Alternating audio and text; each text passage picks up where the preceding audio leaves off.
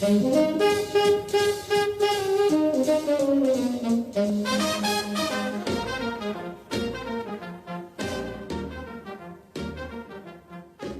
podcast is an invitation to feel and experience the souls of famous old Hollywood homes and to have an in-depth journey to the areas where they're located through interviews with longtime residents. Either you're a fan of old Hollywood in Los Angeles, planning to have a vacation, or, an even bigger step, considering a certain area for your future home. This is your opportunity to receive valuable information and insightful advice you won't find anywhere else. Hello, and welcome to my podcast. Are you in the mood for California? Today we'll go on a journey to Malibu to explore and feel hieroglyph of the human soul in the conversation with its creator, a true modern Renaissance man, Leigh McCloskey.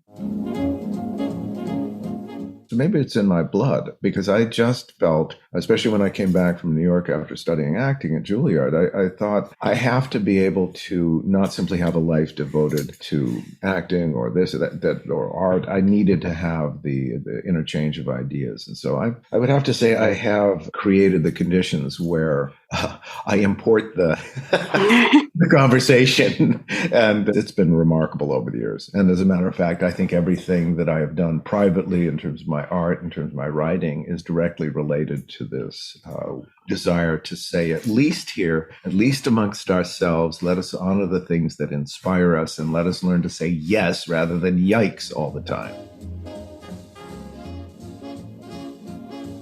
Masha Korpacheva is a California-based realtor and a member of the National Association of Realtors in Los Angeles. She's an advocate for selling and buying homes with soul and practicing mindfulness in real estate.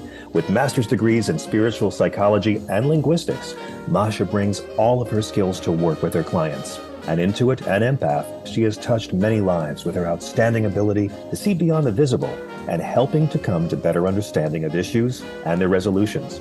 An adventurous world traveler, from climbing Mount Kilimanjaro in Tanzania to exploring the Galapagos Islands, Masha has a particular passion for the City of Angels. Having landed in this paradise and adopted it as her home, she's been sharing old Hollywood stories since 2007.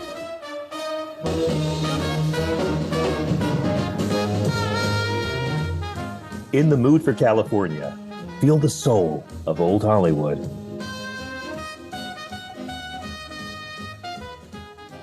And here we are. Welcome to Malibu. I'm so thrilled to have Leigh McCloskey as my special guest today to help us explore his creation, Hieroglyph of the Human Soul. Leigh is truly a modern Renaissance man, an artist, author, well-known actor, and visual philosopher.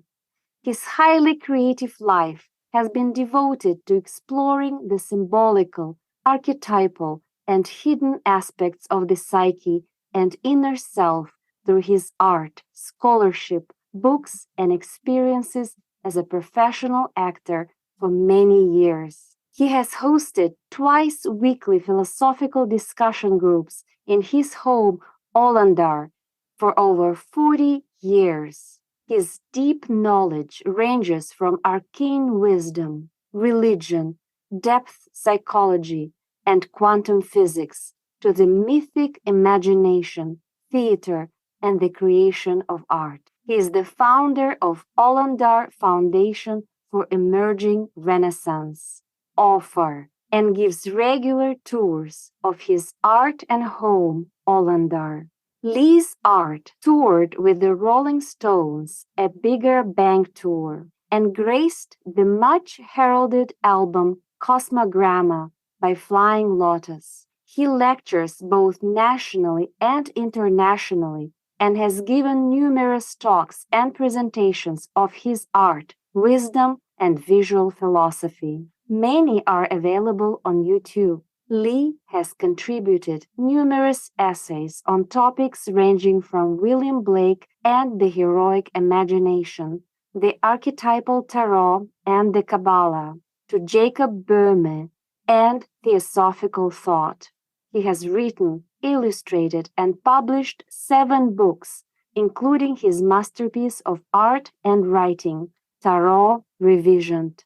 It is reviewed as possibly the most significant contribution to the Tarot tradition in over 100 years. Leigh is also a well-known actor who has starred in many television shows and movies, including Dallas and Dario Argento's Inferno, and a number of daytime dramas such as General Hospital and Santa Barbara. On the tragic day of 9/11, 2001, Leigh began painting the floor of his home library studio that continues to evolve daily, entitled The Hieroglyph of the Human Soul, acronym THOTHS. It is unintentionally 3D with chroma depth glasses and has grown over the past 21 years to cover the walls, ceiling, furniture, and books, creating a fully immersive, mythic, multidimensional environment that tells the story through art, symbolism, and the creative spirit, the deeper purpose and meaning behind the human pilgrimage across the ages. He reveals with his art its beauty and profound narrative, the visual story of becoming human, its purpose, and why art and being human matters. You can follow Leigh on social media, Facebook, Leigh McCloskey, as well as Olandar Foundation for Emerging Renaissance, acronym OFFER. You can find him on Wikipedia as Leigh J. McCloskey, and he also has a YouTube channel, Leigh McCloskey. His website is leighmccloskey.com. Hello, Leigh. Hello, Maria. I'm so absolutely delighted to have you as my guest today. You have no idea. Oh, well, I am delighted to be with you today. Thank you, Leigh. So, Malibu, it's a whole world in and of itself, the way I see it, with sandy beaches, bluffs, and coves, and canyons, and a mountain range. And Malibu feels very rural and it's very tangible. And once you find yourself there, you realize you're in a very closely knit community. A native son. I grew up in Malibu, so I've seen it change over the years. I've been passionately in love with Malibu all of my life. And I was born in 1955, so I've seen it change from a very rural environment where there are very few buildings. We used to joke there were banks and churches. That was about it in terms of what was around. And then, but there were a lot of horses, and I used to joke that as a boy, you'd get have a motorcycle, and as a girl, a horse, because everyone was out either riding on a motorcycle in the days where there were no fences, and one could be all over the mountains. And the same thing with the horses, which has changed quite a bit from those days. But I have always loved Malibu. I've always felt a deep custodial sense toward the place as well. That truly the spirit of the place has animated my sense of a profound love and a sense of responsibility to the gift of being able to live in a place this beautiful. Wow, that's just so special, the way you describe it. Very, very special. So how would you put it into words what Malibu means to you? Malibu is my heart. It's my soul. It's the place where my being feels truly at home, my corner of the universe, so to speak. It's part of my blood, part of my being, because I did. When you grow up, when you wander the hills, when you hike, when you spend time on the beach, and you just fall in love with the land and the spirit of the land, it becomes the actor that is essentially your partner in the way you see the world, how you perceive it, and how you feel about just about your relationship to the earth as well. Because I grew up close to nature, and I found that had a profound effect on my thinking, on my being, on just who I am. And so I was really delighted when my wife Carla and I in 1981 were able to move back out, actually 2 miles from where I grew up. I grew up on Bush Drive, and we lived 2 miles from there. And we actually purchased the home from my first girlfriend in kindergarten's. I love because Yes. my first girlfriend in kindergarten. Yes, yes. And it's the home of my first girlfriend and my last girlfriend. So my last girlfriend and I have now been married going on 45 years. So Wow. yeah. That is just amazing. I've never heard something like this, that you purchased a home from your first girlfriend in kindergarten. Yes, exactly. Her parents had and I used to, when I was a little boy, because there was a school bus that would pick us up and drive us around over to the school nearby. And I remember I'd always go by this house, and it was a ranch style house. It wasn't a knockout, but it was something I was always drawn to this place in particular. So maybe I, as the physicist would say, was simply remembering my future. Wow, very, very true. Wow, what a story. It's a place of really, the place itself is full of a greater sense of the invisible beauty that sort of resides for those who finally calm down, take a moment, look, and become part of, because then everything here embraces you. It's quite extraordinary. Yes, I can see that. So if you were to describe Malibu to someone who has never been to this city, how would you describe it so that they would really get a feel of it? First, I would say it's 22, or no, I think they changed the length of it. It's maybe 20 miles. It used to be 23 miles, 20 miles long and about 4 feet wide. It's a very narrow strip of land that's from the ocean really to the mountains. But what is extraordinary about Malibu is it shares a lot of different types of topography. So there's a lot of variation in the place. But if I were going to explain it simply, I'd say that it is one of the most profoundly beautiful beach communities that is set idyllically off of the Pacific Ocean with beautiful beaches and extraordinary mountains and views. It's the place we when one travels, we travel to see, because you got to see the beauty of the place. And that's why I always do walk around in a deep and profound sense of gratitude that I'm actually able to live here, not simply visit, because it's a jewel. I would describe it as a jewel. Yes. Well, what an amazing description you just gave to Malibu. It makes me want to just get into my car and drive there right now. It's at least just to come out and walk the beaches and maybe have a nice evening dinner or a coffee. It's soul restorative. It's the place that lets you remember that it's not just everything going on in the hubbub of the everyday world, but nature waits for us to pay attention to her. And there is so much natural beauty that if we but pay attention, if we give ourselves permission, and that's why, jump in the car and come explore, because it's such a beautiful place. It is good for the heart. Yes. Like as soon as I get to PCH and the ocean opens up in front of me, the feeling always sinks in. It's like, okay, I'm here. I can relax now. That's, the constant feeling I get as soon as I hit PCH. Yeah, and mine is when I see Point Doom, when I come over the rise and I see that point, something in me lets go of the pall. It just lets go of the weight of being in the city or having to do a great deal. There is this profound sense of ah.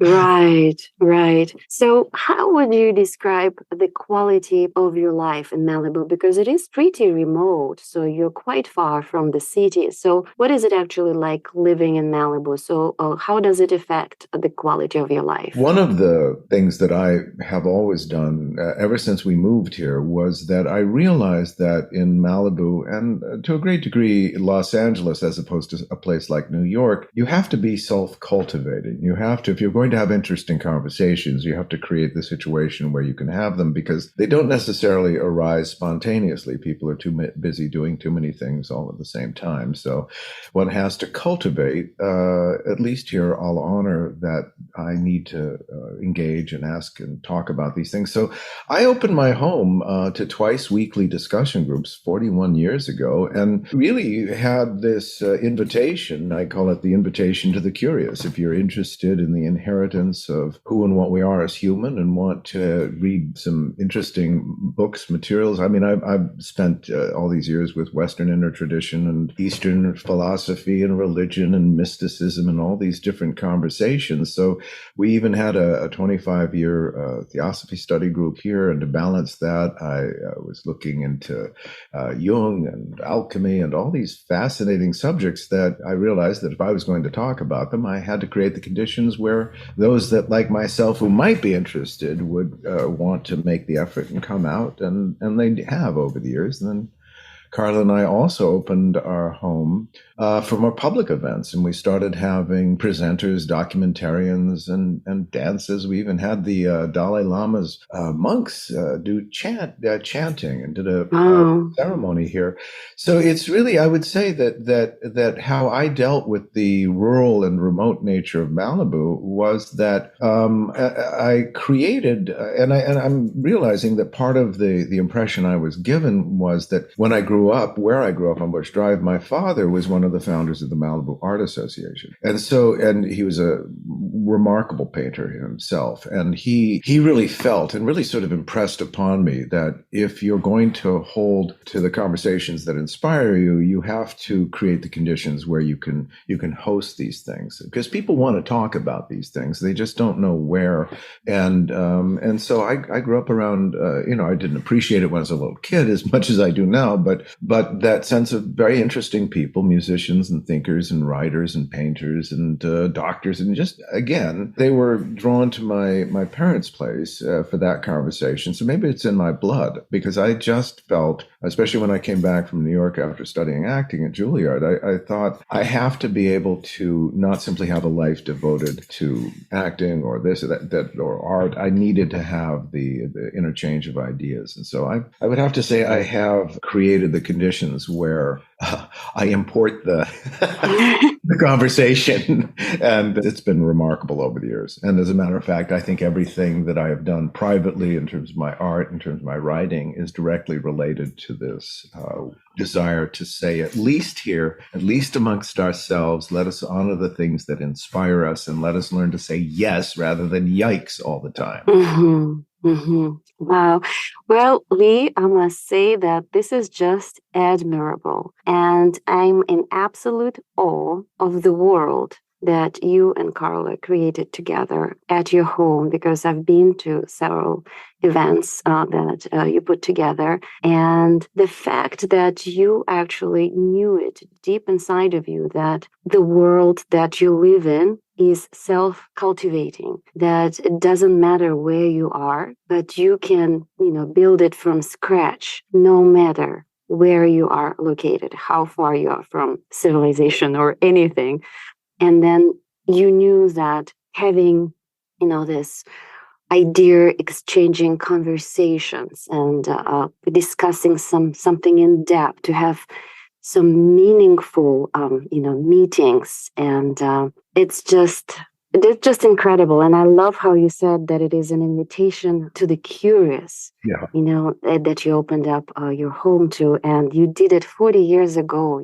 Bravo, Leigh. This is just absolutely admirable. Yeah, it was very unassuming, but over the years, it has become one of the most essential decisions to really cultivate a sense of place. And I think because of cultivating a sense of place where we were able to honor things that oftentimes are overlooked or forgotten about, or, lost in the race of every day, racing about, that certain way this becomes the place where the things that are usually overlooked are paid attention to.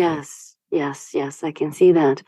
Well, now this draws me to my next question, your home. So how would you describe it? Having purchased it from your first girlfriend in kindergarten, what you created out of this home is just a whole community, a whole world. So, what would you say is the heart of your home, and where is your favorite place at home where you prefer to spend most of your time? So, could you please elaborate on that? I would simply say this is the home that love built, meaning that devotion to, at least here, let me honor these things, has been the key of everything. And what is beautiful about my home is that when we moved in, it was a wooden, 50s ranch style home that over the years, like ourselves, has evolved and changed. As a matter of fact, after the fire of 2018, a bit learning the lesson from the Three Little Pigs, I changed my wooden house into a brick house, and that changed the look of it altogether. But that being said, essentially the home is a living being that along with us has changed and grown and become ever more beautiful, as the garden has as well. And I really feel that because my work, my fascination in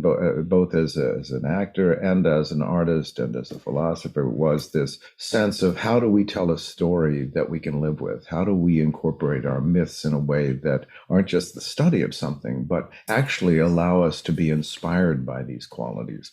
And so my home, again, not in an intentional way, but it's three levels. It has a studio below and a studio above, and the domestic or the living room, the bedrooms, all on the middle level in between. And I feel very much that it's about the relationship of these three different questions: the domestic, the structural, and the imaginative. The relational in the domestic is that I love these people and I don't want my story to be about how do I get away from here? What is it that gets me out of this? But actually, I'm part of a conversation that involves more than myself. So my love must not simply be what's in it for me, but because it's my home, because it's domestic space, it's 24 hours. It's the question of how do we do this together? And I think that setting has, in a way, anchored my private life, because my public life was as an actor, but I protected my artist side because I really wasn't interested in critique. I really wasn't interested in what people thought about my art. I was interested in what my art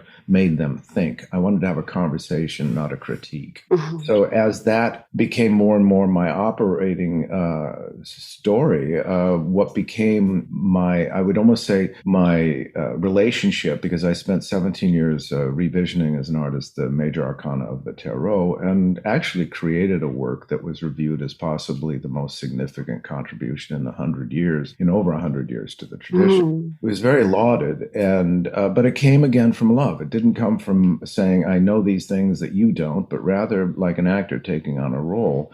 I spent years and years and years exploring, as an explorer would, the very terra firma of the psyche itself. And that, my 22 drawings line the walls downstairs in the studio below. And as we ascend, as we go up the stairs to the studio above, then we enter into what is my studio, my library, but it called itself, beginning on 9/11, 2001, I began a painting that began on my floor of my studio, calling itself the Hieroglyph of the human soul. 10 years later, I realized that the acronym was THOTHS, or Thoth.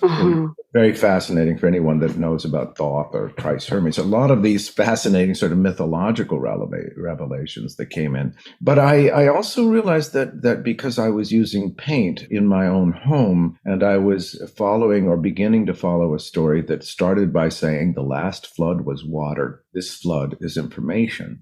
Now is how do we find ourselves? How do we find our way home? How do we remember what matters as human? What are the stories we tell those we love rather than the neighbors that we fear or the people we don't like? And I think that that's why, if I had to say what is my favorite room, is the upstairs studio, because I have spent countless hours, thousands upon thousands upon thousands of hours over the last 21 years, working every day on an enormous painting that covers the floor, the walls, the furniture, the ceiling. And unbeknownst to me, but inherently, when I put on 3D glasses, it becomes multidimensional. So we have multidimensional, immersive environment of creation that in home allows one to feel safe. This is the other thing when people come here, I say, how do you feel? Because here you're able to feel safe. And the question is maybe that certain things we need to know, we need to treat as we do when we are home, not when we're trying to convince others, but when we're looking at our wife. And as I like to put it this way, no matter how grand your cosmology, when you're at home, your wife looks at you and says, take out the garbage. Yeah.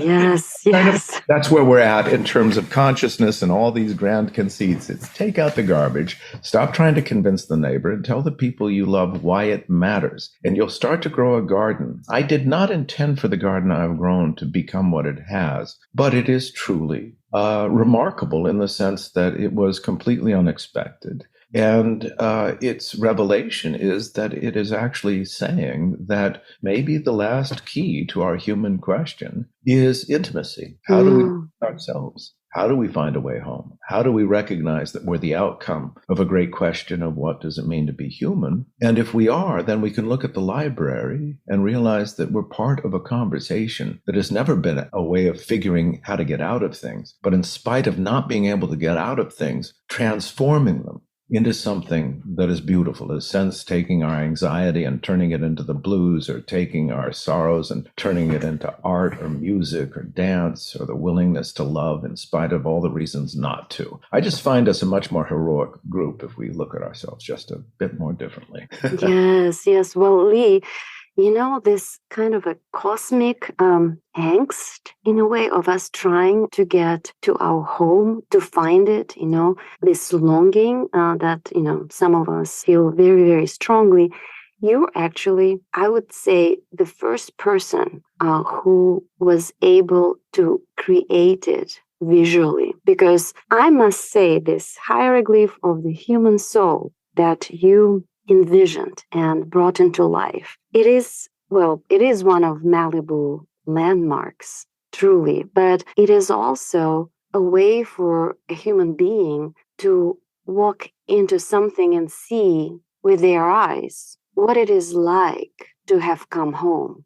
And when I first came, to your studio library and I entered, hieroglyph of the human soul, it just, it was so unique and it was so ethereal. And it did feel that I was in space on the one hand, but on the other hand, it did feel that, as if I basically plunged into consciousness itself, the way you depicted it. So saying that hieroglyph of the human soul is, Malibu landmark, but it is such an incredible piece of art where you can visually see what it actually feels like to have come home, to really satisfy this longing, inside of us that we could never know until we die. So could you please share a little more what inspired you to create it, and, whether you think it would be possible for this piece of art to emerge somewhere else at a different time or at a different city, or was Malibu energy conducive to its creation? That's a wonderful question. I absolutely feel that it is the unique, sort of a perfect storm of conditions that allowed for the hieroglyph, the human soul, to be born. Essentially, this is what also is part of the great spirit of Malibu, is the spirit of the Shumash, who lived here for 10,000 years. And I am on sacred land, Shumash land, and I feel the presence of the elders. As a matter of fact, there's been direct communion to a great degree on an energetic level about the relationship that the hieroglyph of the human soul is and needed to be born on sacred ground, because its story is that we are trying to make sense that over vast millennia, we have been on a great journey that finally brings us full circle, finally brings us back to where we began. And this is why I realized, and these are many realizations I didn't have as a conceit up front, but in the process of working, I began to sense deeply was that why it was so important that this was my home, and that what I was doing was actually creating a picture book, a hieroglyph, a story of the human soul. But it was with the technique of paint and breath, which is the ancestors and the cave would relate to, meaning that there was no difference in the technology I was using than we would find back in Paleolithic art. It was just pigment and breath. And I stand, oh, I get it. This then becomes, and it's also a library. So I started to recognize that a library is our time machine because it holds all of the different histories and stories and cultures, but in a way that as we access that resource, we're not swept into it. We're able to imaginatively bridge with it and therefore see ourselves as human in all of these different conversations. And so part of my realization was and is that the hieroglyph of the human soul could only emerge at this point in history when there is, in a sense, a weakness in the force. There's not a narrative that is collectively believed. It's, there are many who believe many things, but it's almost when the force field drops, certain ideas are able to make their way in. And I think the disdain to a great degree of art in the world, and I say that because it's managed to convince people it's meaningless, which is fascinating to me, but that's another conversation. Right. Only as interesting as it is expensive. And that's a fashion show. That's not anything to do with the creative spirit. So here, and I think that's why when people come, they feel this restorative sense. It is a love affair with the creative spirit that for 21 years, never knowing, like a musician, leaning into the riff, not knowing where the music's going to take me.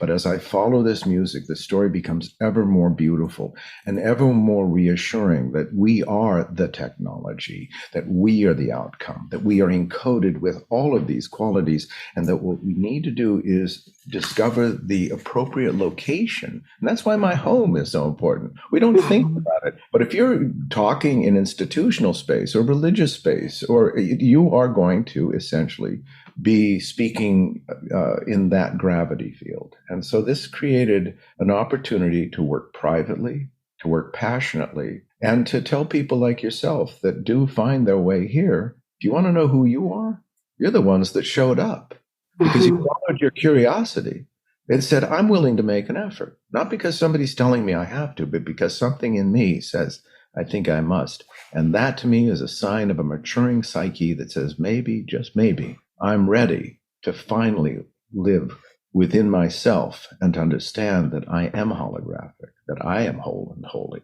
that I'm the outcome and not missing something, but actually able to grow something, to actually honor something. And this is why I feel like this is what I've learned from all of this. It's not what I've imposed on this and illustrated, but actually it's the opposite. It has cultivated me. And that is what I say to people, that if you write poetry and nobody listens, or you paint something and no one cares, you must care. Be the first to care. And if no one listens to your poetry, go out into the garden and read it to the flowers, because the creative spirit will hear you.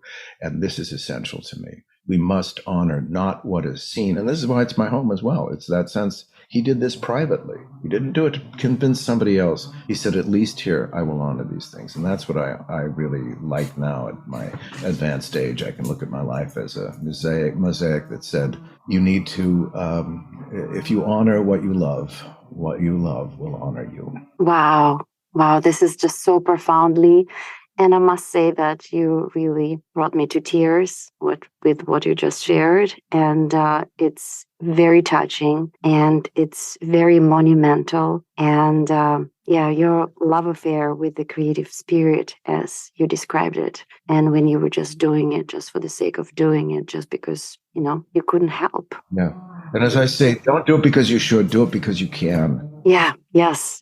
And, finishing our conversation, I must say that your contribution to the humanity, not only to Malibu, but to the humanity in general, is just so huge. And I feel myself, lucky and honored to have been able to, see this with my eyes and experience hieroglyph of the human soul and experience conversations with you.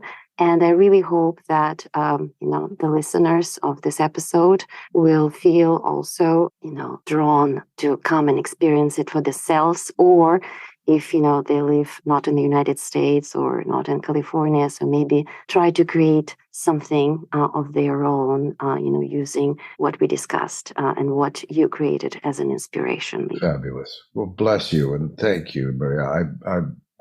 It's an honor, and I bless you for what you said and say, because I feel together that if we remind ourselves that we are more essential, more beautiful, and more possible than we have been taught, that we have to begin to say, I will agree with the story that allows me to say yes, rather than yikes. I need to honor this. And I think as we do, it will change everything. And it will change one heart at a time, not from the general out there to in here, but the opposite, from in here to the out there. Yes, for sure. Well, Leigh, thank you so much. It was just very special to have this conversation with you today. Thank you. Thank you, Maria. And I look forward to seeing you again here and wandering and wondering and all that great stuff. Thank you, Leigh. Thank you. I promise I will come out to Malibu and visit you in Carlo very soon. Thank you so much. Thank you so much, Maria. Thank you. Thank you, Leigh. Bye-bye.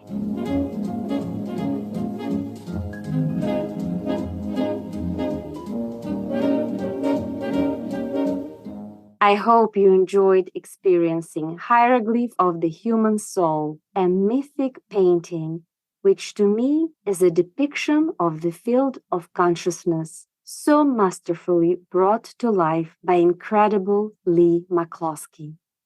Please press the like button, follow, and share your feedback for the podcast. Your time and support are greatly appreciated. Next time, we're going to experience Los Angeles through the eyes of a very talented and beautiful musician and actress from the Ukraine. I think you should definitely join us. See you there.